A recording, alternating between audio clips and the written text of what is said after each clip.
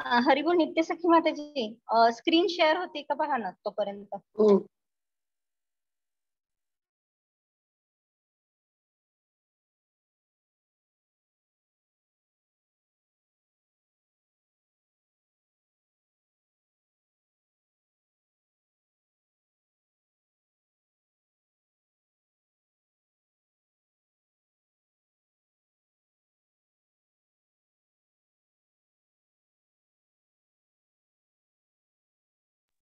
ठीक है माता जी.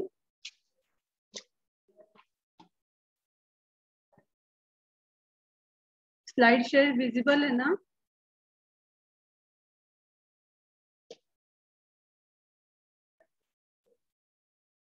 हरिबोल. दीपा माता जी. हो हो दिसते.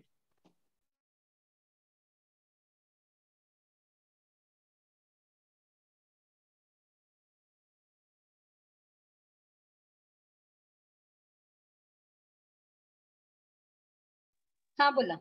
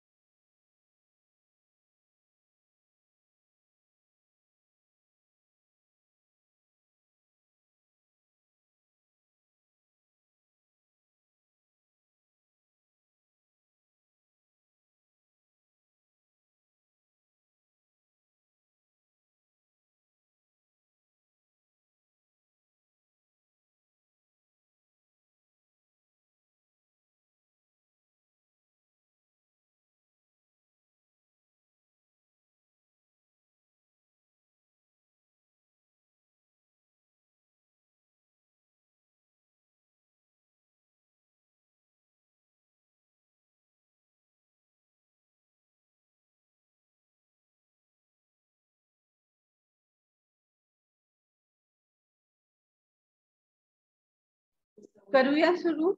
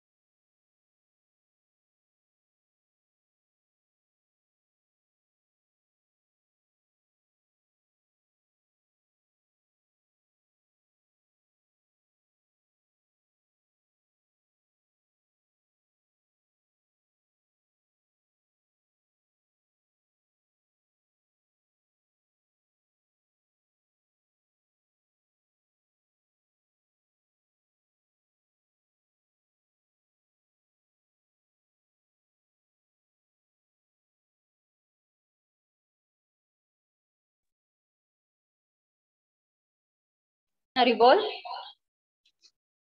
स्टार्ट करूया. येतोय आवाज. स्टार्ट करूया. हो चालेल. एक मिनिट.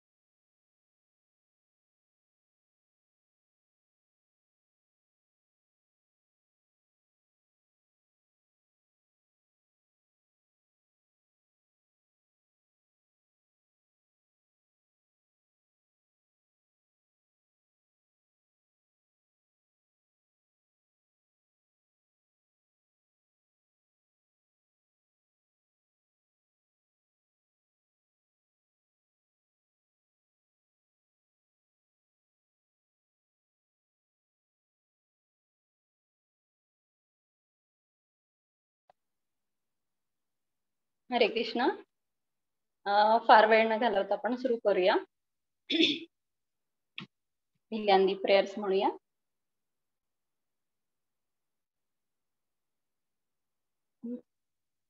मग इथे सेपरेट ठेवा.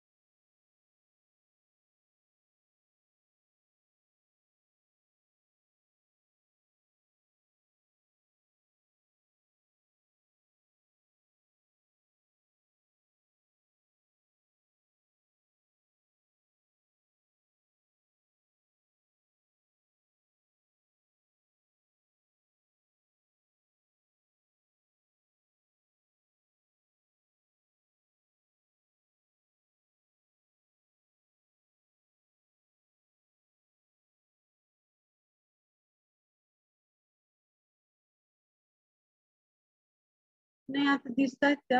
माताजी हरिपोल.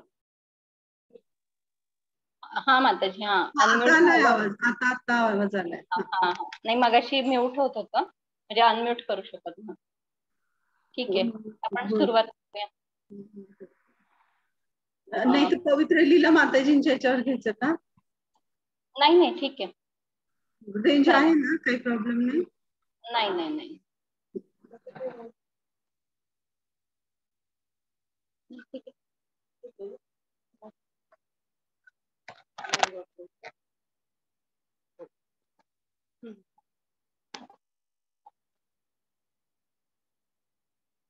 प्रेयर्स म्हणूया.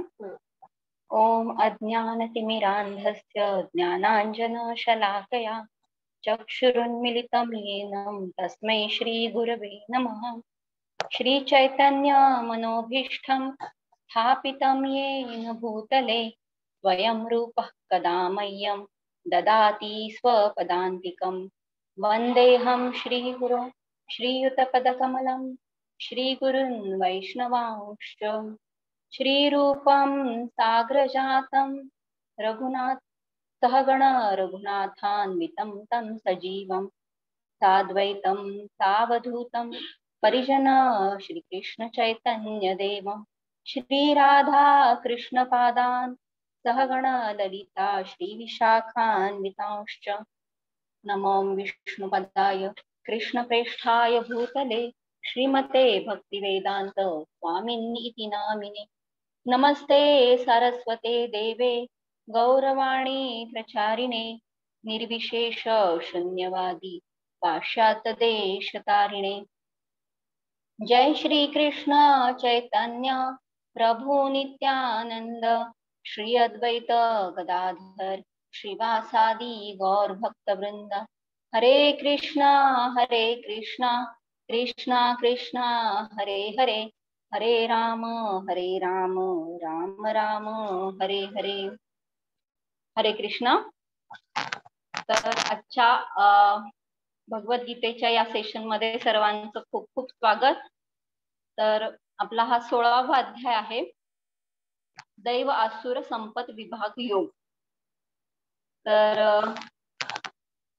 आपण म्हणतो ना आसुरी प्रवृत्ती आणि दैवी प्रवृत्ती, तर त्या एकाच व्यक्तीमध्ये उपस्थित असतात आणि ते ऍक्च्युली कुठला एक आपण म्हणतो ना कसोटीच्या क्षणी ते आपल्याला जाणून येतं। तर जस्ट आत्ता आज आपण जवळजवळ अर्धा तास लेट आहोत, अर्धा पाऊण तास लेट झालो। तर त्याच्या आधी बऱ्याचशा गोष्टी झाल्या, म्हणजे आता आपण हा ऑफलाईन पण प्रोग्राम घेतलेला आहे आणि ऑनलाईन सुद्धा। तर ऑनलाईन मध्ये आता सगळ्यांनीच अनुभवलं की थोडस काही टेक्निकल प्रॉब्लेम्स आले आणि थोडस उशीर झाला।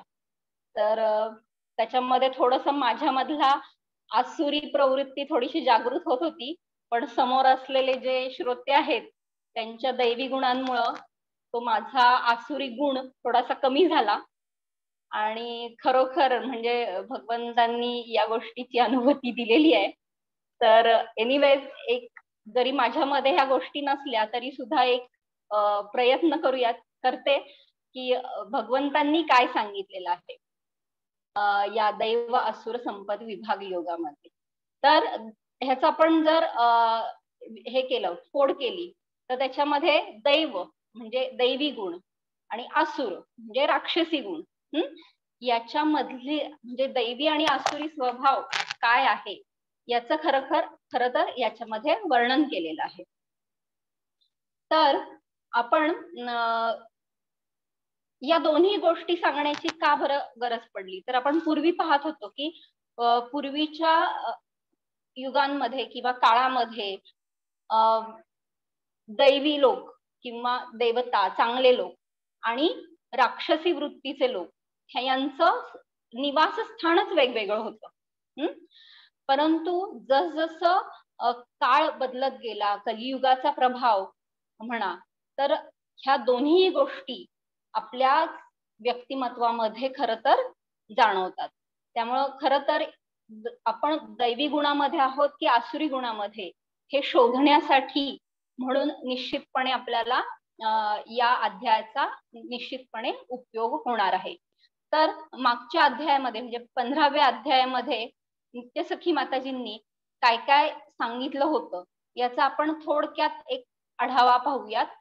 की मागच्या अध्यायामध्ये आपण भौतिक जग आणि आध्यात्मिक जग याच्यामधला फरक पाहिला होता. आणि भौतिक जग म्हणजे जणू काही आपण हॉटेलमध्ये कसं जातो थोड्या वेळासाठीच असतो, परंतु आपलं मुख्य वास्तव्य हे घरी असतं. तर त्याचप्रमाणे आपण इथे भौतिक जगामध्ये खरं तर एक पाहुणे म्हणून आहोत, पण आपण आपला गैरसमज असा आहे की हेच आपलं घर, शाश्वत घर आहे असं आपण समज करून आपण त्याच मोहजालामध्ये गुरफटत गेलेलो आहोत. तर त्यामुळं या अध्यायामध्ये आपण त्यातला फरक पाहिला. भौतिक जगाची वैशिष्ट्य आणि आध्यात्मिक जगाची वैशिष्ट्य पाहिली. त्याच्यानंतर पोषण करते हे भगवंत कसे आहेत, शरीर मन आत्मा या दृष्टीने, तर त्याचं वर्णन आपण पाहिलेलं. आणि भौतिक जगामध्ये स्वतंत्रपणे भोग करण्याची कशी इच्छा निर्माण होते आणि ते सगळं कसं नश्वर आहे हे आपण पाहिलं होतं. तसंच त्याच्या विरुद्ध भगवंतांचं जे धाम आहे ते कसं अच्युत आहे, म्हणून तर भगवंतांचं एक नाव आहे ना अच्युत म्हणून. तर त्या अच्युत अशा भगवंतांचा आणि अच्युत अशा भगवंतांच्या धामाचा जर आपण आश्रय घेतला तर आपली सुद्धा अवस्था अच्युत या स्वरूपाला कशी होऊ शकते याचा आपण थोडक्यात आढावा 15व्या अध्यायाचा अशा प्रकारे घेतलेला आहे. तर आता 16वा जो अध्याय आहे तर त्याच्यामध्ये 3 भागामध्ये याचं विभाजन केलेलं आहे. तर पहिले 6 जे श्लोक आहेत 1 ते 6 श्लोक याच्यामध्ये दैवी आणि आसुरी गुण याचं वर्णन केलेलं आहे. मग थोडक्यात असा भगवंतांनी एक आढावा दिलाय की बाबा दैवी गुण हे आहेत, आसुरी गुण हे आहेत. त्याच्यानंतर डिटेल मध्ये वर्णन 7व्या श्लोकापासून जवळजवळ 20व्या श्लोकापर्यंत म्हणजे 14 श्लोक हे आसुरी स्वभावाला दिलेले आहेत. आणि दैवी जे गुण आहेत त्याच्यासाठी एक पहिले 5-6 श्लोकामध्ये त्याच्यापेक्षा कमीच त्याच्यामध्ये त्यांनी आढावा घेतलेला आहे दैवी गुणाचा. आणि नंतर पुढचे जे 21 ते 24 श्लोकामध्ये आपल्याला निवड करायची की दैवी गुणाची निवड करायची का आसुरी. जरी भगवंत आसुरी गुणाबद्दल भरपूर बोललेत, परंतु आपल्याला निवड कशी करायची ह्याच्याबद्दल शेवटी आपल्याला मार्गदर्शन मिळतं. तर आपण पहिल्या भागाला सुरुवात करूयात की दैवी आणि आसुरी गुण. तर दैवी गुण हे किती आहेत तर 26 गुण आहेत आणि आसुरी गुण फक्त 6 आहेत. म्हटल्यानंतर प्रभाव खरं तर कुठल्या गुणांचा पाहिजे, दैवी गुणांचा, बरोबर. 26 गुण.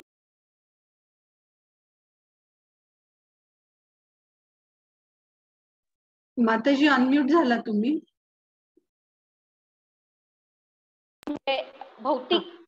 भौतिक जगामध्ये आपण आहोत हे आपण विसरलं नाही पाहिजे. त्यामुळे निश्चितपणे इथे आसुरी गुणांचा प्रभाव हा जास्त जाणवतो. जरी आसुरी गुण फक्त 6 आहेत आणि दैवी गुण 26 आहेत तरी सुद्धा आपण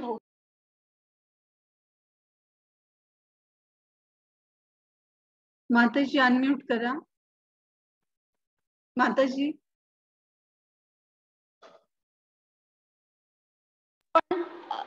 आलाय येतोय आवाज.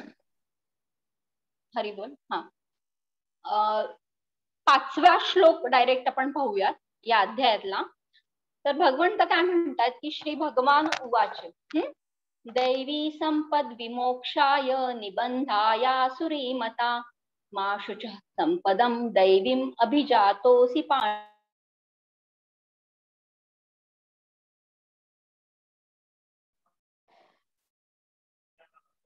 माताजी म्यूट झालाय तुम्ही.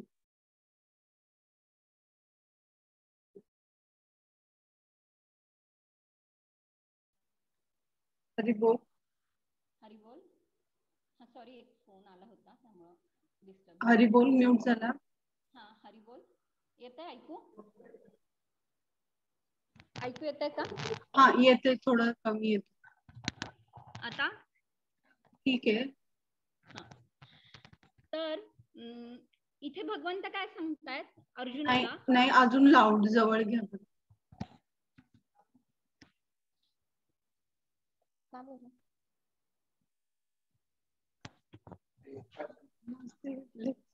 हरी बोल. येतो हे जवळ घेऊ का? येतोय पण कमी येतोय आवाज.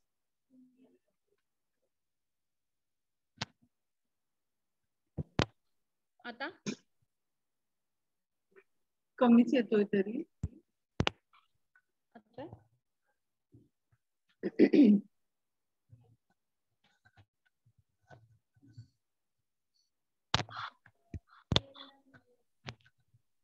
येतोय का?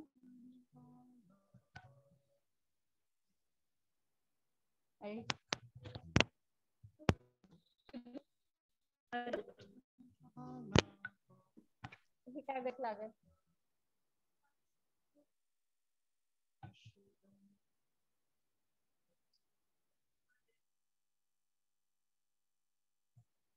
हरी बोल. नाही तर एकदा डिस्कनेक्ट करून परत जॉईन करा. बर बर. नाही त्यांना येत. बघ. हरी बोल. माताजी क्लिअर आहे म्हणतात एक जण मला म्हणतात. करू का स्टार्ट? अच्छा ठीक आहे. माझ्या ह्याच्यात कमी येतोय मग परत रेकॉर्डिंग. हा हा हा. तर या 5व्या श्लोकामध्ये आता बरोबर येतोय. भगवंत अर्जुनाला म्हणतात की दैवी गुण हे मोक्षदायक असतात आणि आसुरी गुण हे बंधनकारक असतात. आणि हे पांडवा तू चिंता करू नकोस, कारण तू दैवी गुणांसह जन्मलेला आहेस याची भगवंत अर्जुनाला म्हणजे खात्री देत आहेत. तर आता असं का बरं? तर पहिल्यांदी काय आहे की आपण पाहतोय की भगवद्गीता ही पूर्णपणे रणांगणावर सांगण्यात आलेली आहे आणि भगवंत हे अर्जुनाला युद्ध करण्यासाठी प्रवृत्त करतात, बरोबर.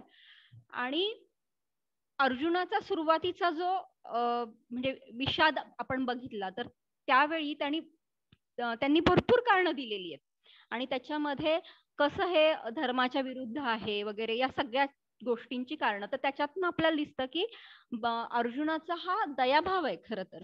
त्यामुळे त्यांनी जी कारणं दिलेली ती काही चुकीची नव्हती.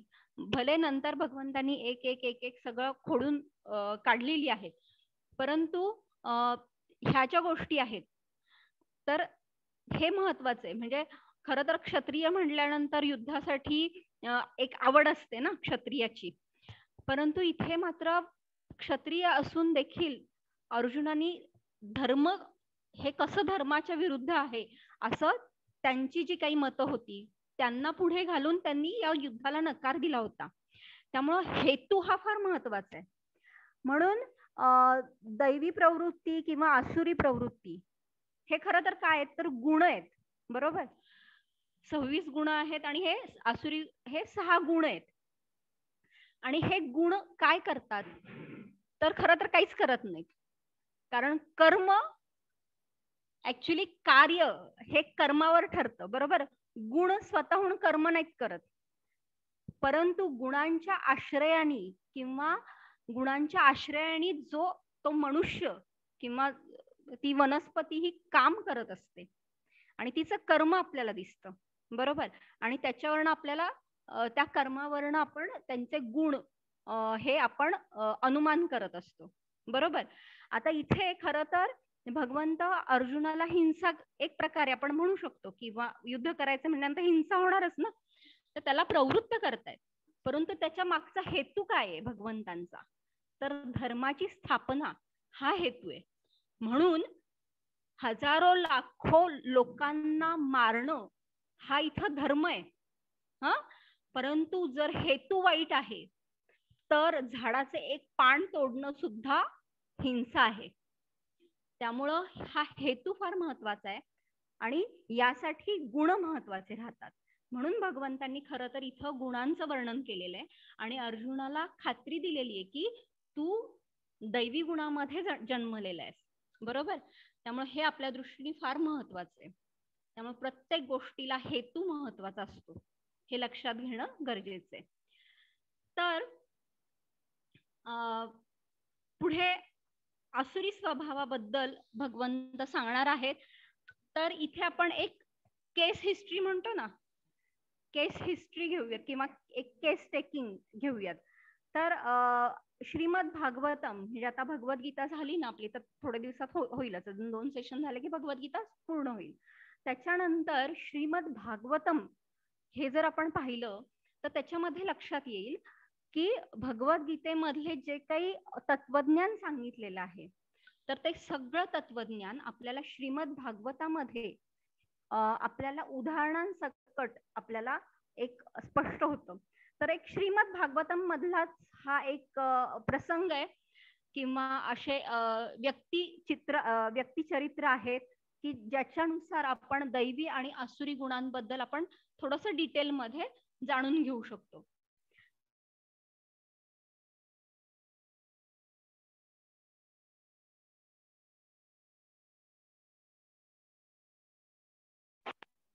तर याच्यामध्ये प्रजापती जे ज्यांच्यापासून प्रजेची निर्मिती झालेली आहे, तर यांच्या 2 या मुली आहेत, दिती आणि आदिती. तर या दोघींबद्दल जर लक्षात घेतलं तर एकाच माता पित्याच्या या मुली आहेत. त्यांचा लहानपणीचा जो काळ आहे तो सुद्धा समान त्यांना समान वातावरणामध्ये त्यांना हा काळ गेलेला आहे त्यांचा. म्हणजे थोडक्यात एकत्र वातावरणामध्ये वाढलेल्या आहेत. सगळ्या त्यांना ज्या काही सोयी सुखसोयी आहेत त्या सगळ्या समान मात्रेमध्ये दिलेल्या पुरवल्या गेल्या होत्या. आणि मोठ्या झाल्यानंतर कश्यप मुनी यांच्याबरोबर दोघींचाही विवाह होतो. अर्थात त्या काळामध्ये अशा प्रकारचे 2 विवाह हे त्याला अनुमती होती. त्यामुळं निश्चितपणे याच्यामध्ये आपण काही त्याच्याबद्दल दोष दाखवण्यात काही अर्थ नाहीये. तर खर तर म्हणजे सासरी सुद्धा समान वागणूक आहे, बरोबर. तर अशा सगळ्या गोष्टी समान असताना देखील आपल्याला दिती आणि आदितीच्या स्वभावामधला फरक जाणवतो. आता एक असतं की सगळं काही छान आहे म्हणल्यानंतर कुणाला कसलाच प्रॉब्लेम असण्याची काही शक्यताच नाही ना. सगळं जेव्हा छान असतं तेव्हा आपल्याला सगळेजण छान वर्तणूक करताना आढळतात. परंतु जेव्हा ऍक्च्युली परीक्षेचा काळ येतो तेव्हा आपल्याला खरं तर स्वभावामधला तो काही फरक आहे तो जाणवतो. तर इथे सुद्धा असाच एक परीक्षेचा काळ या दोघींच्या जीवनामध्ये आलेला आहे. तर याच्यामध्ये आपल्याला माहितीये की सगळे जे देवता आहेत त्यांच्या आपण आई म्हणून आदिती यांच्याकडे आपण जाणतो, म्हणजे आदिती आहेत असं जाणतो. तर देवतांची निर्मिती आदिती पासनं झालेली आहे. आणि दिती यांना तो फरक जाणवतोय की बाबा मला मात्र मुलं नाहीयेत. तर मग थोडीशी त्यांच्यामध्ये जरी बहीण किंवा सवती यांच्याबद्दल थोडीशी का होईना एक ईर्ष्या किंवा एक आपण म्हणतो ना की कंपॅरिझन असं थोडस जाणवायला सुरुवात होते. आणि त्यांना त्या ईर्ष्येचं स्वरूप कुठल्या कुठे घेऊन जातं याचं आपण थोडक्यात इथे बघणार आहोत. तर सायंकाळी कश्यप मुनी एका यज्ञामध्ये व्यग्र आहेत आणि त्यावेळी इथे दिती येतात आणि त्या म्हणतात की खूप छान त्या तत्वज्ञान सांगतात बर का. कारण शेवटी त्यांच्यावरती संस्कार हे चांगले घडलेलेच आहेत. त्यामुळे आपण त्यांच्या मुखातून खूप छान तत्वज्ञान ऐकायला म्हणजे त्या सांगतात, स्पष्ट करतात की कसं माझ्या पित्यानी की संपूर्ण विश्वासाने मला तुमच्याकडे सोपवलेलं आहे. आणि मी आता एक याचना करतेय ना की मला पुत्र प्राप्ती व्हावी, यासाठी मी तुमच्याकडं आलेली आहे.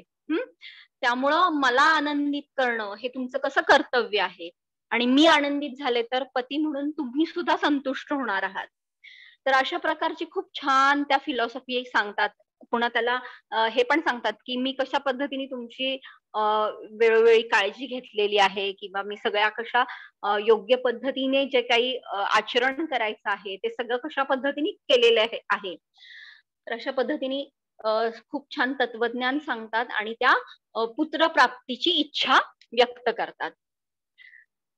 आता हा श्लोक आहे श्रीमद भागवतम मधला 3ऱ्या स्कंधातला, की त्या काय म्हणतात की म्हणून माझ्यावर पूर्णपणे अनुग्रह करून तुम्ही माझ्यावर कृपा करावी आणि मला पुत्र व्हावेत अशी माझी इच्छा आहे, आणि माझ्या सवतींचे वैभव पाहून मी अत्यंत दुःखी आहे.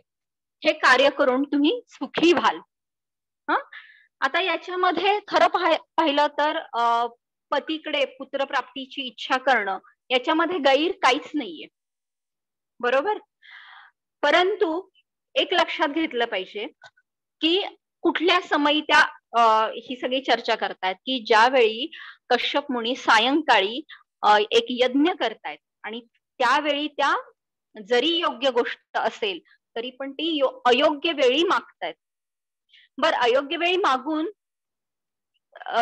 कश्यप मुनींनी समजावून पण सांगितलं की बरोबर आहे, परंतु थोडस धीर धर, कारण यावेळी माझे जे बंधू आहेत म्हणजे शंकरजी, तर ते यावेळी फिरत असतात आणि त्यांनी जर मला या अवस्थेत पाहिलं तर निश्चितपणे ते योग्य नाहीये. त्यामुळे तू थोडासा धीर धर, कारण सायंकाळ जाणं तेवढा काळ व्यतीत होणं फार महत्वाचं आहे. तर यासाठी कश्यप मुनी त्यांना समजावून सांगतात, परंतु त्या ते ऐकण्याच्या मनस्थितीत नसतात. आणि त्या इतक्या हट्टी म्हणजे इतका हट्ट करतात, तर त्या स्त्री हट्टापुढे शेवटी कश्यप मुनींना माघार घ्यावी लागते. तर याच्यावरून आपल्याला दितीची गुणवैशिष्ट्य जाणून म्हणजे दिसतात की एकतर काय आहे की स्वार्थीपणा आहे ना, की भले पुत्रप्राप्तीची इच्छा करणं हे काही चुकीचं नाहीये, पण त्याच्यामध्ये फक्त स्वतःचा विचार आहे, बरोबर.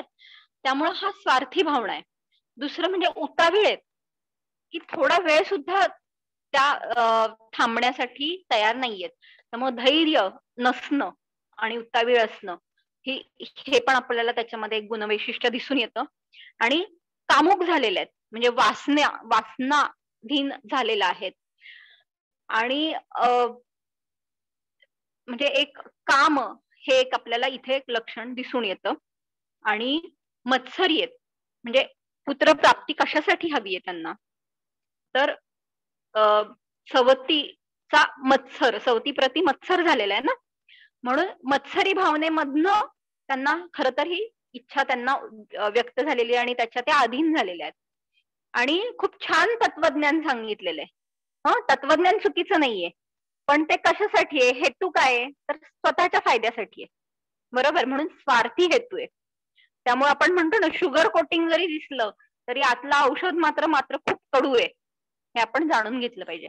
आणि धर्मतत्वांविरुद्ध आहे हे.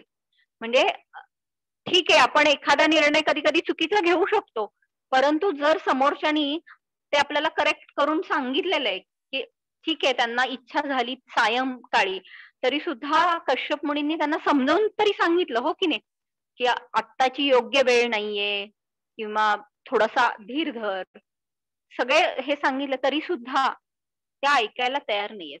निश्चितपणे हे धर्मतत्वांविरुद्ध आहे. तर अशा प्रकारे आपल्याला दितीची गुणवैशिष्ट्ये आढळून येतात.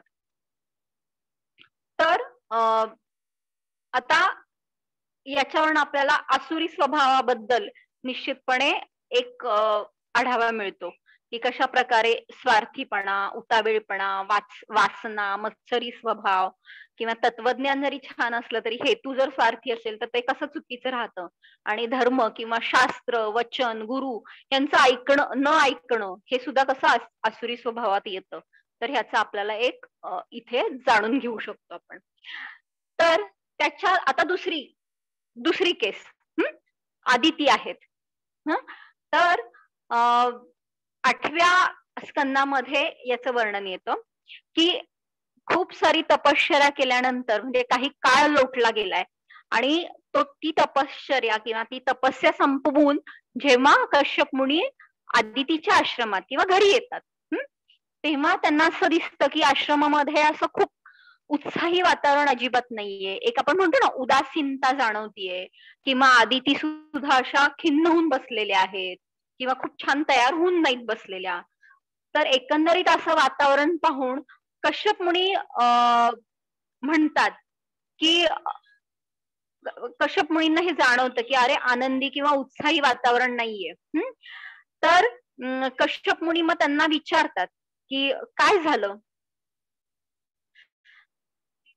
तर त्यांनी सुद्धा कशा पद्धतीने प्रश्न कसे विचारले, तर त्यांनी सुरुवातीला काय विचारलं की तू धर्माचं आचरण केलंयस का, अतिथी म्हणजे अतिथी जे आहेत त्यांचं योग्य प्रकारे तू स्वागत केलंयस का, किंवा अग्नीचा यज्ञ किंवा जे काही रोजचे यज्ञ कर्म आहेत ते योग्य पद्धतीने केलेस का, गायींची व्यवस्थित काळजी घेतलीयस का. ह्या सगळ्या धर्मावरती आधारित गोष्टी पहिल्यांदा विचारतात आणि सगळ्यात शेवटी विचारतात की आपली मुलं ठीक आहेत का. अर्थात एका गृहस्थाचं निश्चितपणे कार्य आहे की मुलांची काळजी घेणं हे सुद्धा कार्य आहे, परंतु इथं आपण जाणू शकतो की सांसारिक गोष्ट म्हणून बंधनांमध्ये न अडकता धर्मतत्व ह्याचं पहिल्यांदा त्यांनी विचारणा केलेली आहे आणि मुलांबद्दल चौकशी शेवटी केलेली आहे.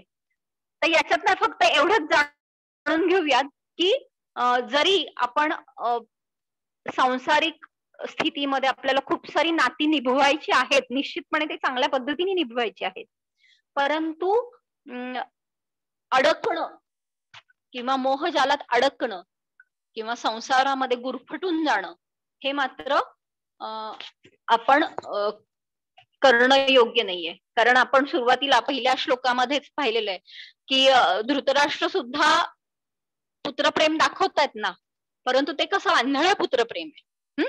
त्यामुळे इथं मुलांची काळजी त्यांनी शेवटी घेतली असा आक्षेप करणं चुकीचं आहे. फक्त यातनं एवढंच जाणायचंय की आपल्याला सगळी नाती छान प्रकारे निभवायची आहेत, परंतु ती सर्व गोष्टी या धर्माशी निगडीत असणं फार महत्वाचं आहे.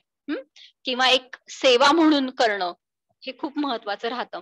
तर अशा पद्धतीने त्यांनी त्यांना प्रश्नांची काय म्हणतो आपण सरबत्ती किंवा प्रश्न विचारत गेले ते आणि जाणून घेण्याचा प्रयत्न केला की एवढं खिन्न वातावरण का आहे किंवा आदिती एवढ्या का खिन्न आहेत. तर आता आदितींनी सुद्धा इतक्या छान पद्धतीने उत्तरं दिली की त्यांनी प्रत्येक प्रश्नाचं उत्तर त्यांना दिलं की नाही मी सगळे यज्ञकर्म व्यवस्थित केलेले आहेत, गायींची काळजी घेतलेली आहे. आणि जेव्हा शेवटचा प्रश्न येतो की मुलं कशी आहे किंवा काय, तेव्हा मग त्या सांगतात की आपल्या मुलांचं राज्य हे बडी महाराजांनी काय म्हणतो आपण इंद्रावरती स्वारी करून त्यांचं राज्य ते सगळे गमवून बसलेले आहेत आणि आता ते राज्यहीन किंवा त्यांना आता साम्राज्य नाहीये आणि म्हणून मला वाईट वाटत आहे किंवा मी खिन्न आहे, अशा प्रकारे त्या ओळीने उत्तर देतात आणि एकदम शांतपणे ह्या पण प्रश्नाचं उत्तर देतात. तर याच्यामधनं आपल्याला लक्षात येतं की त्या किती म्हणजे एखादी दुसरी पत्नी असेल, अर्थात हा तेव्हाचा काळ आहे हे समजणं फार महत्वाचं आहे बरं का, कारण ह्या गोष्टी आपण आत्ताच्या काळामध्ये अप्लाय करू नाही शकत. तर यज्ञ किंवा जे काही तपस्या आहे तिथं पण त्या डिस्टर्ब करू शकल्या असत्या ना, व्यत्यय आणू शकल्या असत्या की अहो इथं काय करत बसलाय, बघा आपल्या मुलांचं राज्य गेलंय आणि तुम्ही इथे काय करताय, करू शकल्या असत्या, हो की नाही. ते त्यांनी केलं नाहीच आहे. शिवाय जेव्हा कश्यप मुनी घरी येतात आणि जेव्हा सगळे प्रश्न विचारतात तेव्हा त्या प्रश्नांना घरी आल्या तरी सुद्धा पटकन त्या बोललेल्या नाहीयेत की असं झालं तसं झालं तसं झालं, नाही, त्यांच्या सगळ्या प्रश्नांना व्यवस्थित उत्तरं दिली आणि हा पण प्रश्न त्यांनी त्याचं पण उत्तर व्यवस्थित दिलं. तर याच्यातनं आपल्याला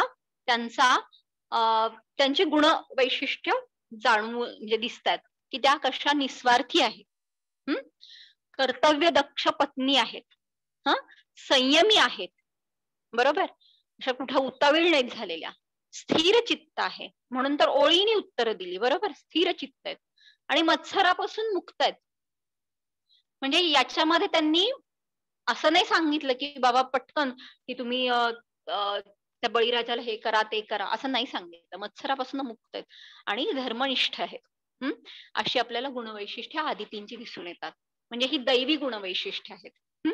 तर हे प्रॅक्टिकल आपण ह्याच्यावरनं आपल्याला प्रॅक्टिकल एक केस म्हणून आपण श्रीमद भागवतामधले हे दाखले निश्चितपणे घेऊ शकतो. याच्यातनं आपल्याला काय शिकवण मिळू शकते. तर आदिती आणि दिती यांचं जरी वाढ लहानपणापासून किंवा वातावरण जरी समान असलं तरी सुद्धा जो एक स्वतःचा गुण म्हणतो ना, स्वतःचा स्वभाव जो आहे तो मात्र या प्रसंगी आपल्याला दिसलेला आहे. म्हणून जसं आपण आंबा पिळला तर आमरसच येतो, लिंबू पिळला तर लिंबाचा रस येतो, तसं प्रत्येकाचं एक गुणवैशिष्ट्य असतं. तर तुम्ही पोषण, आपलं काम काय राहतं की चांगल्या गोष्टींना पोषक वातावरण निर्माण करणं. बरोबर. परंतु त्या मूळ व्यक्तीचा स्वभाव बदलणं हे मात्र आपण कितपत साध्य करू शकतो माहिती नाही. ते भगवंतांचं खरं तर भगवंतांचं आणि त्या व्यक्तीमधलं थोडक्यात हे आहे संबंध आहे. पण आपण काय करू शकतो की चांगल्या गोष्टींना प्रवृत्त करू शकतो. त्यामुळं अल्टिमेटली किंवा सरते शेवटी काय लक्षात येतं की आंबा पिळला तर आंबाच रस येणार आहे. त्यामुळं आपण आपल्या मुलांबद्दल सुद्धा नाहक कधी कधी अपेक्षा दाखवतो की बाबा मी एवढं छान वातावरण दिलंय, मी एवढं सगळं फॅसिलिटीज दिल्यात आणि तुला फक्त अभ्यासच करायचा आहे आणि तुला हे होत नाही. तर एक लक्षात घेणं गरजेचं की तो प्रत्येकाचा स्वभाव आहे.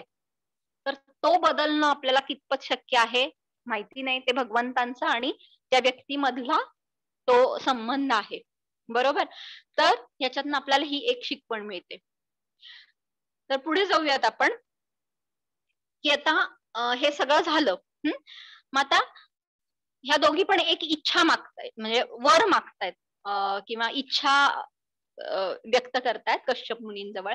कारण शेवटी ते तपस्वी आहेत ना, त्यामुळे निश्चितपणे याच्यातनं चांगला मार्ग काढणं हे त्यांना शक्य आहे. त्यामुळं मग त्या आदिती काय म्हणतायत की आता झालंय काय आदितींच्या बाबतीत की मुलांचं राज्य गेलंय. बरोबर. आता त्यांनी एकच काय इच्छा केली व्यक्त की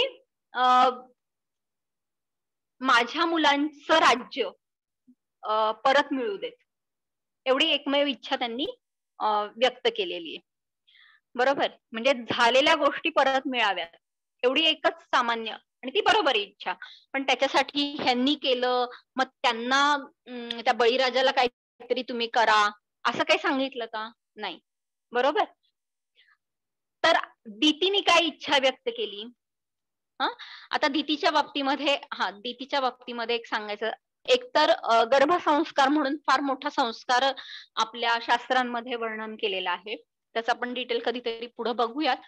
तर गर्भसंस्कारामध्ये एक निषिद्ध काही काळ असतात की त्या वेळी संबंध येणं चुकीचं राहतं किंवा तुमच्या भावना कशा पद्धतीने असल्या पाहिजेत किंवा काय पद्धतीने तुम्ही प्रवृत्ती असली पाहिजे.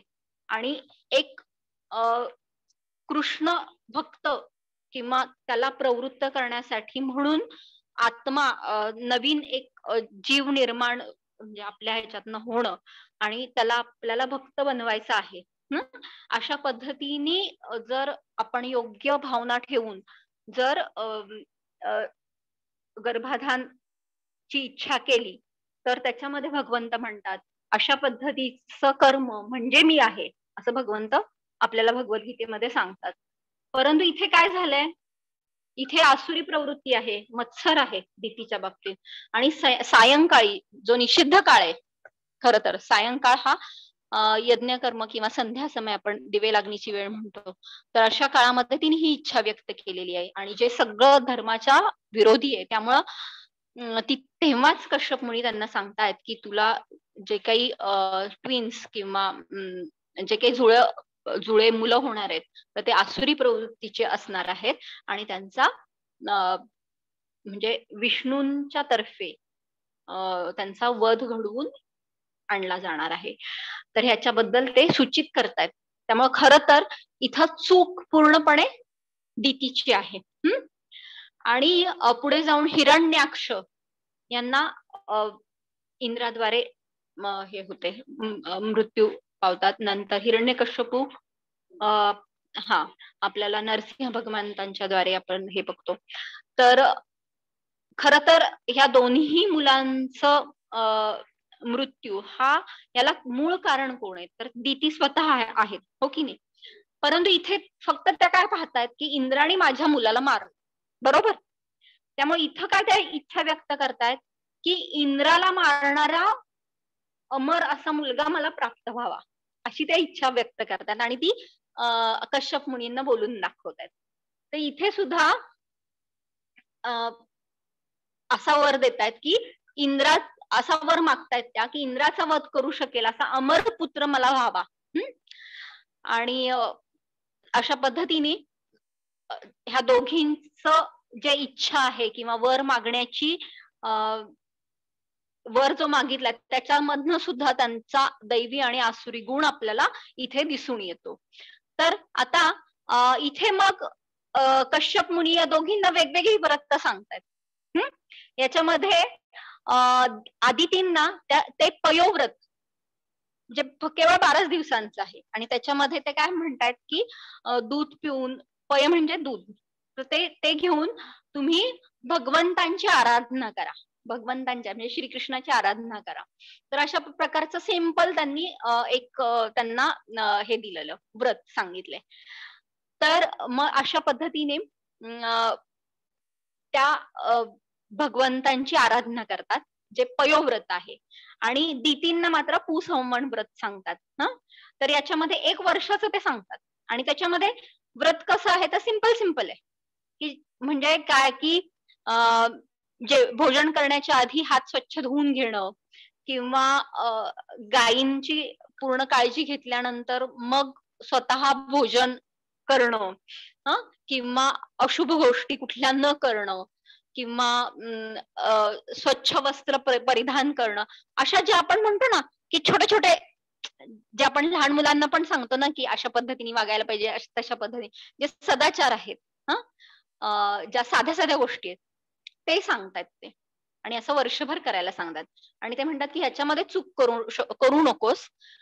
जर चूक झाली कुठलीही तर इंद्राचे सोबती म्हणजे मित्र म्हणून जे काही पुत्र होतील ते इंद्राचे मित्र म्हणून येतील आणि जर तू हे व्रत व्यवस्थित करू शकलीस तर मात्र इंद्राचे शत्रू म्हणून पुत्र प्राप्ती होईल. अर्थात तो नंतरचा भाग आहे, त्याच्यामधनं मरुत 49 मरुतांची निर्मिती जे इंद्राचे मित्र म्हणून जन्माला येतात, तो पूर्ण वेगळा भाग आहे. फक्त आपल्याला इथे लक्षात येतं की दोघींनी वर मागितलेत आणि दोघांनाही वर दिलेत, परंतु त्याचं सगळं जे स्वरूप आहे आणि काळ आहे तो दोघींच्या बाबतीत भिन्न आहे. एक लक्षात घेतलं पाहिजे की आजार कुठला आहे त्याच्यानुसार औषध बदलतं, बरोबर. म्हणजे एक आजार आहे म्हणून 2 व्यक्तींना तेच औषध नाही चालत, किंवा मात्रा किंवा दिवस सुद्धा किती दिवस घ्यायचं हे जसं प्रिस्क्रिप्शन बदलतं तसं प्रत्येकाने म्हणजे फिलॉसॉफी कितीही असली किंवा कितीही छान सगळं सेम असलं, भगवद्गीता सेम आहे, सगळ्यांसाठी भागवतम आहे, सगळं आहे, परंतु माझा आजार, मी किती आजारी आहे याच्यानुसार मी एखादी गोष्ट किती प्रमाणात केली पाहिजे याच्यासाठी आपल्याला निश्चितपणे जसं डॉक्टरांची गरज लागणार आहे ना, तसं आपल्याला आध्यात्मिक आजारातनं मुक्त करण्यासाठी आध्यात्मिक मार्गदर्शकाची गरज लागणार आहे. जरी शास्त्र असले तरी आपल्याला व्यक्ती भागवत म्हणजे हे शास्त्र भागवत आहेत, बरोबर. तरी सुद्धा आपल्याला व्यक्ती भागवताची म्हणजे ज्यांनी हा पूर्ण अभ्यास केलेला आहे किंवा जे योग्य प्रकारे आपल्याला मार्गदर्शन करू शकतात त्यांची निश्चितपणे आवश्यकता लागते. म्हणून गुरूंचं महत्व आपल्याला निश्चितपणे इथे जाणवतो. किंवा इव्हन आपल्या ह्याच्यामध्ये सुद्धा काउन्सिलर सिस्टीम जी आहे तर ती याच कारणासाठी आहे की मी किती आजारी आहे आणि मला कुठलं औषध किती काळापर्यंत घ्यायचंय हे आपल्याला निश्चितपणे जाणून घेणं गरजेचं राहतं. ही आपल्याला महत्वाची शिकवण यातनं मिळते. तर आता या दोघींना भगवंत प्रतिसाद सुद्धा त्याच पद्धतीने देतात. तर भगवंत आदितीच्या इथे म्हणजे आदितीकडे भगवंत स्वतः वामन स्वरूपामध्ये अवतरित होतात. तर म्हणजे थोडक्यात काय की साक्षात वामन देवांच्या माता म्हणून आदिती आपण जाणू शकतो. दिती या 49 मरुतांना जन्म देतात. त्याचं डिटेल आपल्याला भागवतम मध्ये जाणून घेता येतात. आता हे मरुत म्हणजे कोण आहेत तर देवी देवता आहेत. तर एक लक्षात गरजेचं आहे की जर आपल्याला साक्षात भगवंतच पाहिजेत तर मग आपण त्याच दृष्टीने आपण प्रयत्न करणं गरजेचं आहे, बरोबर. नाहीतर कसं असतं की जेव्हा एक लहान मूल रडतं तेव्हा म्हणजे आता सगळ्या आपण त्या ह्याच्यातनं गेलेलो आहे की माता म्हणजे सगळ्या जणी आई म्हणून आपल्याला लक्षात येते, आपण थोडस काहीतरी खेळणं देऊन शांत करण्याचा प्रयत्न करतो किंवा कुठल्या तरी ताई दादांना सांगतो की बघ काय झालंय. पण ज्याला खरोखर आईच पाहिजे असते ते मात्र जोर जोरात रडतं आणि छोट्या मोठ्या खेळण्यांकडे इतर कुणाकडे जात नाही ते. तर त्याच पद्धतीने आपल्याला भगवंतच हवे आहेत. त्यामुळे आपल्याला दुसरा कुठं स्टॉप घ्यायचा नाहीये, आपल्याला भगवंतच पाहिजेत. त्यामुळे आपली कामं पण तशीच पाहिजेत आणि आपल्याला दुसरीकडं कुठेही लक्ष विचलित होता कामा नये. तर हे महत्वाचे आपल्याला याच्यातनं शिकवण घेणं गरजेचं आहे. तर आता हे झाले आपण भागवतम मधली ही व्यक्तिचित्र पाहिली. तर आता थोडक्यात आपण पहिल्या श्लोकाकडे येऊयात. तर याच्यामध्ये भगवंत दैवी गुण सांगतायत जे 26 आहे. तर जर पाहिले आपण तर अभयम सत्व संशुद्धी ज्ञान योग व्यवस्थिती दानम दमश्च यज्ञश्च स्वाध्यायस्तप आर्जवम अहिंसा सत्यम अक्रोध किंवा क्रोधस्त्याग शांती ही अपैशुनम दया भूतेषु अलोलुप्तम मार्दवम ह्रीरचापलम तेज क्षमा धृती शौचम अद्रोहो न अतिमानिता भवंती संपदम दैवीम अभिजातस्य भारत असं सांगतायत. तर आता हे 26 गुण आपण पाहू शकतो निश्चितपणे. तर त्यातले आपण एक हायलाइट केलेले आहेत. तर त्याच्यामध्ये पहिला आहे तो निर्भयता. तर आपण जर पूर्णपणे भगवंतांवरती अवलंबून आहोत तर निश्चितपणे निर्भयता हा गुण म्हणजे कसा कुठल्या गोष्टींचा आपल्याला भय जाणवत नाही हे आपण लक्षात घेणं गरजेचं. किंवा आपण अनुभवलं पण असेल की देव तारी त्याला कोण मारी हे माहिती आपल्याला. त्यामुळे पूर्णपणे जेव्हा आपण भगवंतांवरती विसंबून असतो तेव्हा निश्चितपणे हा गुण आपल्याला जाणवतो की आपण हळूहळू निर्भयतेकडे चाललेलो आहोत म्हणून. दुसरं आहे दानशूरपणा. तर दानशूरपणा कसं आहे, आता हे जे गुण दिलेत ना भगवंतांनी ते काही संन्यासांच्या दृष्टीने आहेत, काही ब्रह्मचारी आश्रमाच्या दृष्टीने आहेत, काही ब्राह्मण क्षत्रिय वैश्य क्षुद्र या सगळ्यांच्या दृष्टीने असे गुण विभागले गेलेले आहेत. त्याचं डिटेल भगवद्गीतेमध्ये आपल्याला जर आपण वाचलं तर निश्चितपणे जाणवू शकतं. तर आता हा दानशूरपणा जो आहे हा गृहस्थाश्रम याच्यामध्ये फार महत्वाचा गुण आपल्याला दिसून येतो. की कसं असतं जेव्हा आपण एखादी गोष्ट मिळवतो तर आपल्याला माहिती नसतं की हे धन कुठून कसं आलेलं आहे. कारण 100% आपण या भौतिक जगामध्ये आपल्या सगळ्या क्रिया ह्या 100% शुद्ध कधीच नसतात. तर कुठेतरी आपण कुणाला काहीतरी मार्गाने फसवत असतो, आपल्या हातनं काहीतरी पाप घडत असतं निश्चितपणे. फक्त त्याचं पर्सेंटेज कमी जास्त असतं. त्यामुळे आपल्याला माहिती नाहीये की हे धन कुठल्या मार्गाने आपल्यापर्यंत आलेलं आहे. त्यामुळं दानशूरपणा मग त्यातलं त्या धनाची शुद्धी करणं आपण कशी करू शकतो. तर त्यातला काही भाग आपापल्या परीने आपण काही भाग एक नित्य सेवा म्हणून आपण जर भगवंतांच्या प्रचार कार्यामध्ये किंवा जिथे जिथे अशी कर्म भगवंतांच्या कर्माचा प्रचार किंवा भगवद्गीतेचा प्रचार चालतो अशा ठिकाणी जर आपण आपलं धन जर आपण नियमितपणे दिलं तर निश्चितपणे आपल्या धनाची शुद्धी होते आणि त्याचं जे काही आपल्याला कर्मफळ आहेत ती आपली तिथून निघून जातात. त्यामुळं धनाची शुद्धी करण्यासाठी दान करणं हे खरं तर महत्वाचं आहे, ना की आपण कुणावरती उपकार करतोय, निश्चितपणे नाही. जेव्हा आपण दान, कुठल्याही गोष्टीचं दान करतो, तेव्हा खरं तर आपण आपली शुद्धी करत असतो, हे लक्षात घेणं गरजेचं आहे. त्यामुळे दानशूरपणा हा फार महत्वाचा आहे. नंतर आत्मसंयम, बरोबर. कुठली गोष्ट जेव्हा इंद्रियांचा त्यांच्या विषयांशी संबंध येतो, तेव्हा मग मन उद्विग्न होतं आणि काहीतरी वेगळे कर्म करायला प्रवृत्त होतो. त्यामुळे आत्मसंयम कशामुळं आपण लक्षात घेऊ, म्हणजे आत्मसंयम असं काय एका दिवसात येणारी गोष्ट नाहीये.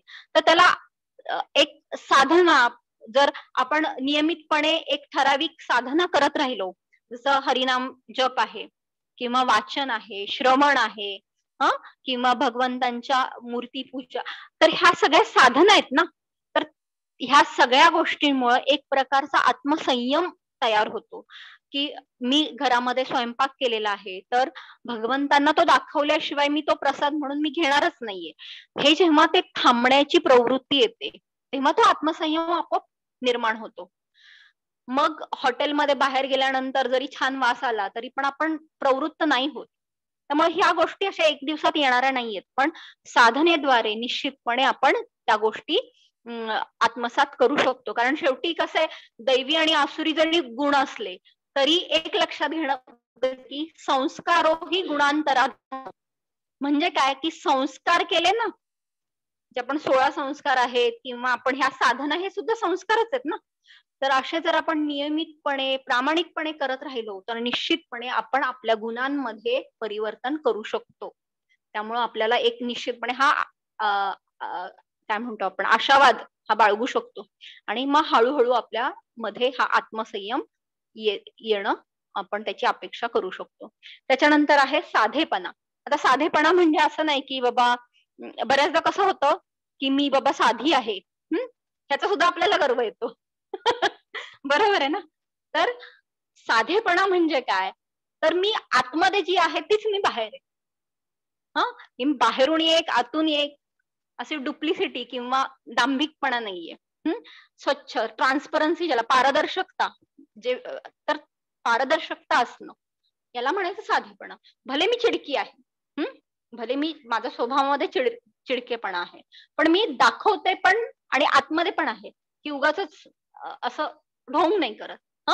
तर ह्याला साधेपणा म्हणायचं, की आतमध्ये आणि बाहेर सेम असणं किंवा ही ट्रान्सपरन्सी असणं म्हणजे साधेपणा. त्याच्यानंतर आहे अहिंसा. अहिंसा म्हणजे आता त्याच्याबद्दल वेगळं काही सांगायला नको, आपण मागच्या लेक्चरमध्ये डिटेलमध्ये पाहिलेलं आहे 13व्या अध्यायामध्ये, की अहिंसा म्हणजे खरं तर कुठल्या लेवलपर्यंत, कुठल्या स्तरापर्यंत आपल्याला अपेक्षित आहे, तर जे 3 प्रकारचे क्लेश आहेत त्याच्यातनं मुक्ती करण्यासाठी आपल्याला त्या जीवांचं सहकार्य करणं किंवा त्यांना प्रेरणा देणं, म्हणजेच कृष्ण भावनेचा प्रचार करणं, म्हणजे खरी अहिंसा आहे. आणि आता आपण पाहतो की 84 लक्ष योनींमधनं एक जीव जातो, बरोबर. मग आता समजा कुठल्याही प्राण्याची आपल्या जीवाच्या तृप्तीसाठी आपण जर हत्या केली, तर विनाकारण त्या शरीरामधलं जे काही त्याचं आयुष्य आहे आणि ते जे काही भोग आहेत त्याला आपण कुठंतरी व्यत्यय आणतो, बरोबर. मग त्या जीवाला परत एकदा जन्म घ्यावा लागतो आणि मग परत ते भोग संपूर्ण मग पुढच्या योनीमध्ये जन्म. तर म्हणून पशुहत्या ही आपण नाही केली पाहिजे किंवा शाकाहाराचा का पुरस्कार केला पाहिजे, तर हे जाणणं फार महत्वाचं आहे. त्यामुळे अहिंसा, क्रोध मुक्त असणं. तर आता कसं आहे, क्रोध मुक्त ही खरं तर आपण भगवद्गीतेमध्ये पाहिलेलं की भगवंतांनी कसं सांगितलेलं की कामामधनं, म्हणजे एखाद्या गोष्टीची इच्छा झाली की मग त्यातनं क्रोध निर्माण होतो आणि मग ह्या क्रोधाग्नीचा काय परिणाम होतो की बुद्धीचं पण पतन होतं आणि विनाशाला कारणीभूत होतो. त्यामुळे क्रोधाग्नी आहे हा. त्यामुळे हा जो निखारा ज्यांनी पकडलाय त्याचं स्वतःच पहिलं नाश होणार आहे आणि मग समोरच्यावरती पण परिणाम होणार आहे. त्यामुळं क्रोध अग्नी आहे, हे लक्षात घेणं गरजेचं आहे. आणि त्यातनं खूप सारे खरं तर शारीरिक स्तरावरती सुद्धा जे काही आजार होतात तर त्याचं बरंचसं आपल्याला कारण क्रोध असं समजू शकतो आपण. क्रोध मुक्त होणं म्हणण्यापेक्षा क्रोध म्हणजे आपल्यासाठी ठीक आहे क्रोधमुक्त होणं, पण खरं तर इथे म्हणजे जर आपण रामायणामध्ये पाहिलं तर हनुमानजींनी त्यांच्या क्रोधाचा वापर हा खर तर श्रीरामचंद्रांच्या सेवेसाठी केलेला आहे. हा, त्यामुळे आपल्या क्रोधाचा उपयोग भगवंतांच्या सेवेमध्ये कसा करता येईल हे पाहणं सुद्धा आपल्याला फार महत्वाचं आहे. पुढचं आपल्या दृष्टीने फार महत्वाचं आहे की दोष काढण्याच्या प्रवृत्तीला आपण नकार दिला पाहिजे. खरं तर गॉसिपिंग खूप आवडतं आपल्याला, बरोबर की नाही? कुणाचा दोष जर काढायचा असेल, म्हणजे फॅक्ट आहे की आपला तो स्वभाव आहे. पण मग कसं होतं की एक परमपूज्य राधानाथ स्वामी महाराज म्हणतात की आपण दोन गोष्टींनी दुःखी होतो. एक म्हणजे काय की चुकीच्या लोकांकडनं आपण अपेक्षा धरतो की ह्यानी असं करायला पाहिजे होतं. आणि जो चांगला व्यक्ती आहे तो चांगलं काम करतोय, म्हणजे आपल्याला अपेक्षित असणारं कर्म करतोय तो, पण त्याच्यामध्ये आपण दोष शोधतो. आणि या दोन गोष्टींमुळे खरं आपण दुःखी होतो. तर हे फार महत्वाचं आहे, कारण कुठंतरी आपण इथं कॉम्पिटिटिव्ह आपलं हे असतं, मत्सर असतो चांगला, अरे माझ्यापेक्षा पण चांगलं काम केलं. तर त्यामुळे दोष काढण्याच्या प्रवृत्तीला आपला नकार असला पाहिजे. कारण आपण कसं होतं, हळूहळू ती सवय लागत जाते आणि आपण भगवंतांमध्ये सुद्धा दोष काढायला कमी करत नाही. गुरु भगवंत यांच्यामध्ये सुद्धा दोष काढायला कमी करत नाही आणि शेवटी आपणच त्याच्यामध्ये फरफटत जातो ना. त्यामुळे ह्या नकार असला पाहिजे. स्वच्छता पुढचं की शारीरिक स्तरावरची स्वच्छता, मानसिक स्तरावरची स्वच्छता हे फार महत्वाचं आहे. म्हणून तर आपण हरे कृष्ण महामंत्राचा नियमित जप, नियमित वाचन, श्रवण या गोष्टींना का महत्व दिलेलं आहे? कारण ह्या गोष्टी महत्वाच्या आहेत स्वच्छतेसाठी. नंतर क्षमाशील असणं महत्वाचं आहे. कुठलीही गोष्ट लावून धरणं, एखादी गोष्ट, त्यापेक्षा ती क्षमा करून सोडून देणं हे फार महत्वाचं. म्हणजे पटकन क्लीन करायचं, स्वच्छ करायचं, समोरचा पण शांत होतो, आपण पण. त्यामुळं क्षमाशील असणं फार महत्वाचं आहे. आणि सर्व प्राणी मात्रांप्रती दयाभाव. आता प्राणी मात्रांप्रती दयाभाव असणं आपल्याला खूप सारी समाजामध्ये उदाहरणं दिसतील. तर सगळ्यात मोठा दयाभाव हा प्रत्येकाला कृष्ण भावना अमृत देणं किंवा कृष्ण भावना भावित बनवणं, त्याचा प्रचार करणं हा सर्वोत्तम दयाभाव आहे, जो श्रील प्रभुपादांनी केलेला आहे. आणि म्हणून तर श्रीमद भागवतम, भगवद्गीता, चैतन्य चरितामृत यासारखे ग्रंथ आपल्याला उपलब्ध आहेत. इस्कॉन सारखी मोठी संस्था, मंदिरं, ह्या सगळ्या गोष्टी एवढ्या, कारण त्यांचा हा एकमेव दयाभाव हा फार मोठा आपल्याला दयाभाव हा गुण ह्याच्यामध्ये आपल्याला एवढं सगळं प्राप्त झालेलं आहे. तर निश्चितपणे आपण हे दैवी गुण थोडस म्हणजे जे महत्वाचे किंवा जे हायलाइट करता आलेत ते आपण पाहिलेले आहेत. आता आसुरी गुण ह्याच्याबद्दल आपण थोडक्यात पाहूयात की याच्यामध्ये काय असतं की सत्सद विवेक बुद्धी नसते. म्हणजे काय करायला पाहिजे, काय नाही करायला पाहिजे याच्याबद्दल ज्ञान नसतं, शास्त्रांचं पालन करायचं नसतं. आणि सगळ्या ठिकाणी स्वकेंद्रित, म्हणजे माझी संपत्ती, माझे नातेवाईक, माझं यश, माझी कीर्ती, म्हणजे सगळीकडे स्वतःच पाहिजे, म्हणजे आत्मकेंद्रित असतात ते लोक. अयोग्य वर्तणूक.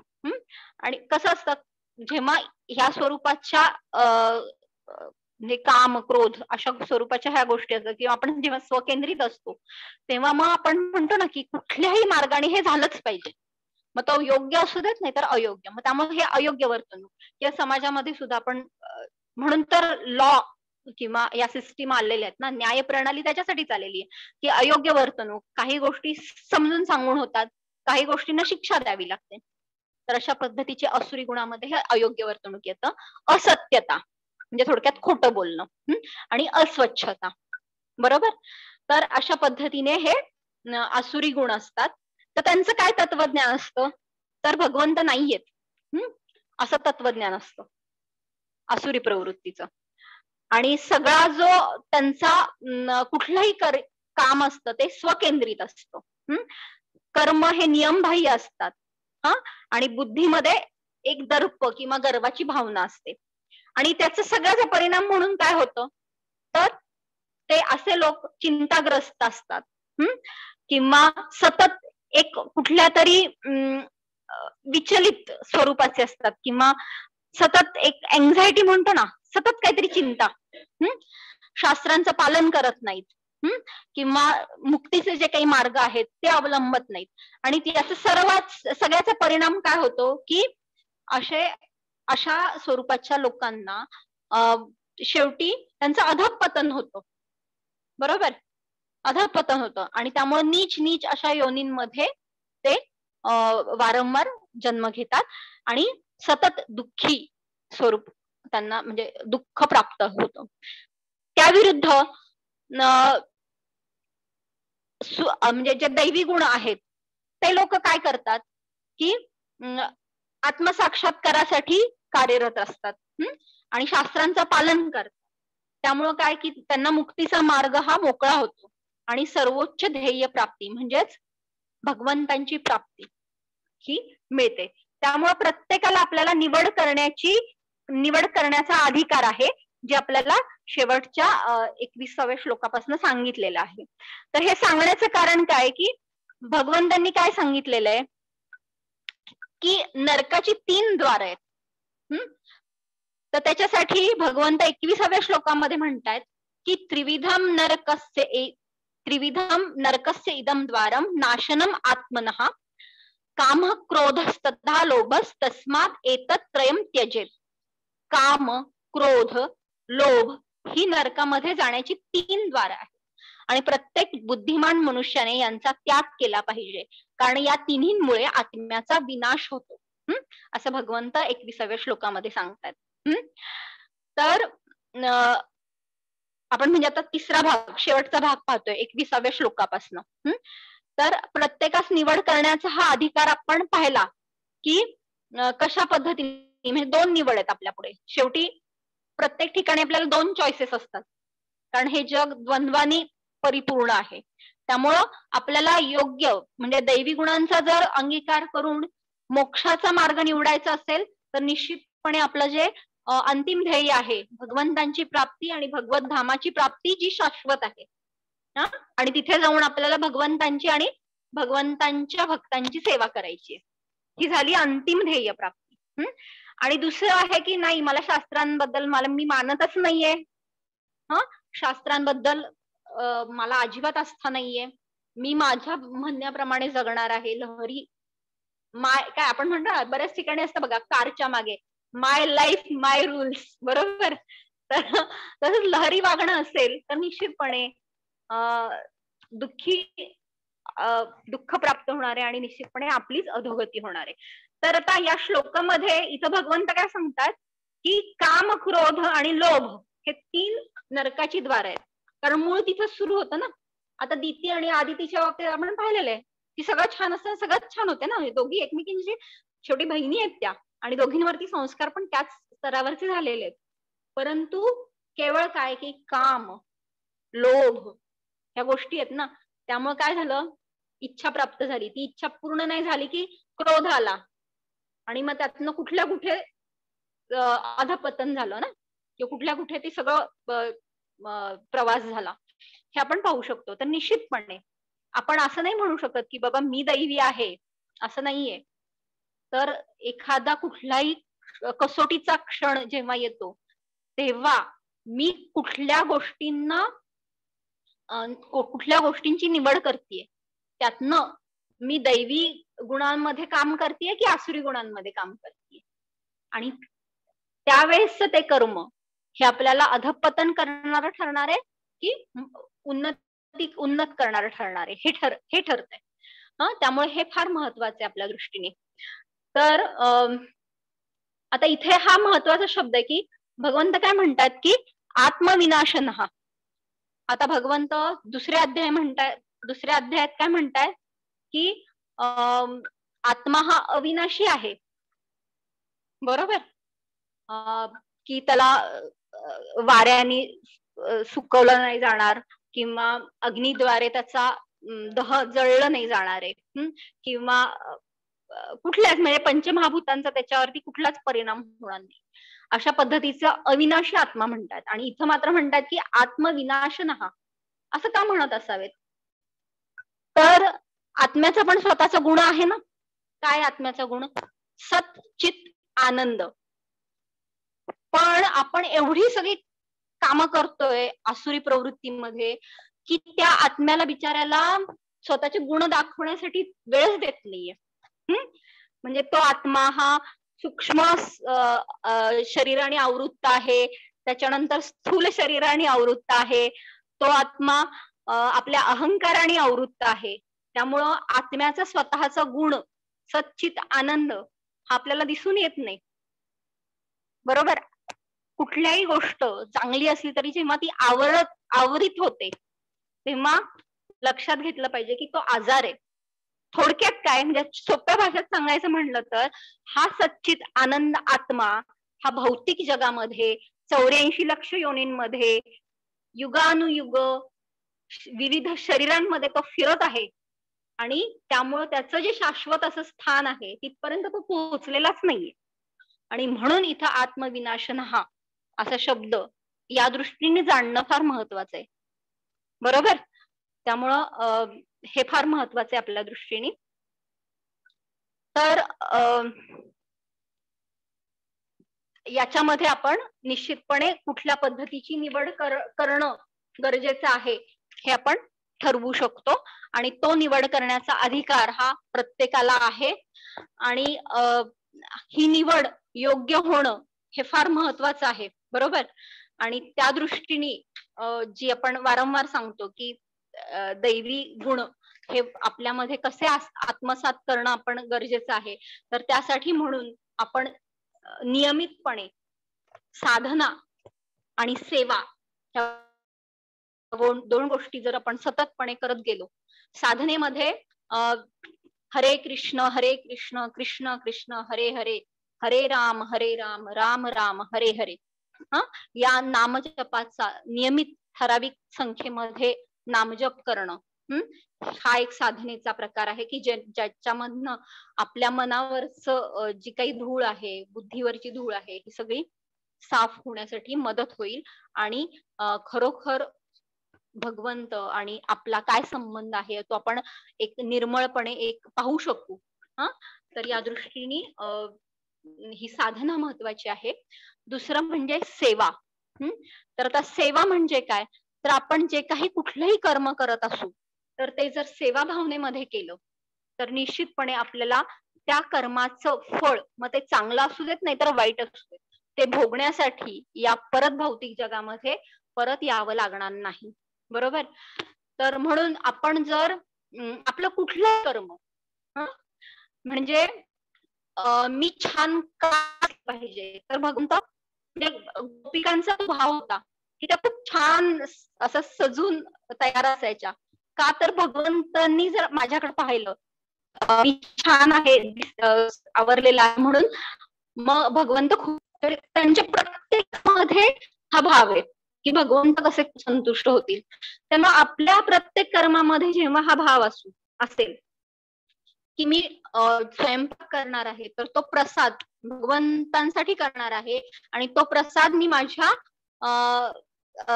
घरी म्हणजे पतींना, मुलाबाळांना किंवा सासू सासरे आई वडील त्यांना देणार आहे.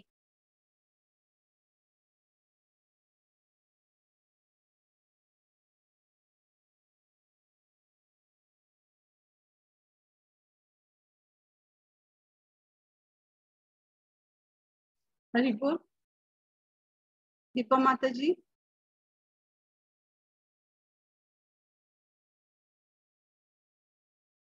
चालू आहे.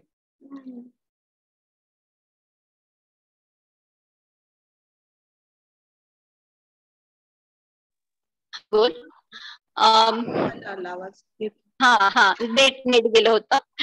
तर अशा पद्धतीने आपलं जेव्हा आपण प्रत्येक कर्म हे सेवा भावनेत किंवा कृष्ण भावनेमध्ये केलं तर निश्चितपणे आपण सगळ्या कर्मबंधनांमधनं मुक्त होऊन आपण अपेक्षा ठेवू तरी कुठल्या तरी जन्मी आपण निश्चितपणे भगवत धामाची प्राप्ती करू शकू किंवा त्या दिशेला आपण प्रवास निश्चितपणे करू शकू. आणि हेच आपलं खरं तर उद्दिष्ट आहे जे आपल्याला श्रील प्रभुपादांच्या त्यांच्या दया भावनेतनं हे खरं तर आपल्याला हे मिळालेलं आहे. त्यामुळं आपण अशा पद्धतीने अशा सेवा आणि साधना या गोष्टींवरती लक्ष केंद्रित करून जास्तीत जास्त प्रकारे कसे दैवी गुण आत्मसात करता येतील आणि त्याद्वारे आपण कर्म करत राहू, याच्यावर जर आपण लक्ष केंद्रित केलं तर निश्चितपणे आपल्याला परम गती किंवा सिद्धी म्हणजे भगवत प्राप्ती किंवा कृष्ण प्रेम हे निश्चितपणे आपल्याला प्राप्त होईल. तर अशा प्रकारे आपण या अध्यायाचा थोडक्यात एक आढावा घेऊयात आणि थांबूयात की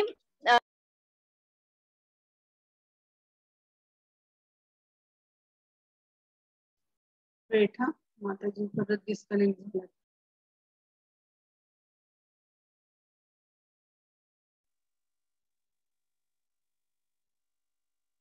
थोडक्यात आढावा घेऊयात की तीन भागांमध्ये भगवंतांनी याचं वर्णन केलेलं आहे की दैवी आणि आसुरी गुण सांगितलेले आहेत.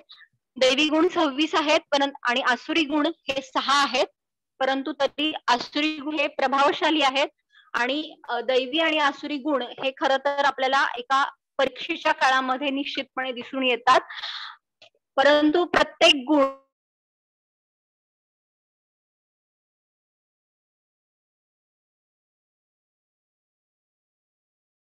पुन्हा आवाज गेलाय माताजी.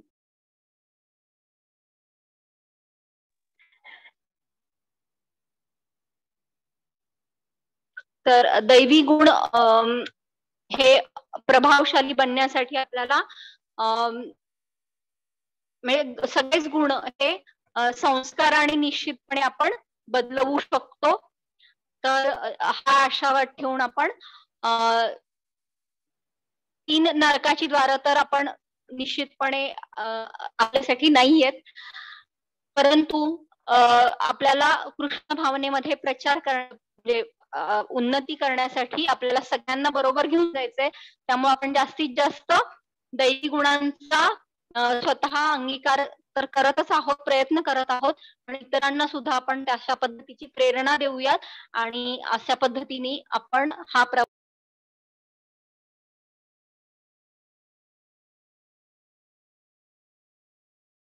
पुन्हा आवाज गेलाय.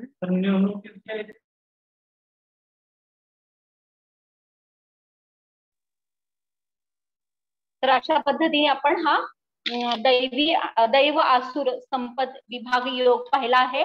आणि आता पुढच्या सोमवारी माधुरी भक्ती माताजी म्हणजे सौ मानसी सुभेदार माताजी श्रद्धात्रय विभाग योग सांगतील की ज्याच्यामध्ये, कारण गुण हे शेवटी सत्व, रज आणि तम या 3 गुणांवरती आधारित राहतात. तर ते कशा पद्धतीने कार्य करतात त्याचा डिटेल मध्ये त्या पुढच्या अध्यायामध्ये वर्णन करतील. तर निश्चितपणे पुढच्या सोमवारी सर्वांनी परत एकदा जॉईन व्हा आणि आपण आज इथेच थांबूयात. कुणाला काही प्रश्न असतील तर सांगा. थोडासा रेंजचा प्रॉब्लेम आहे पण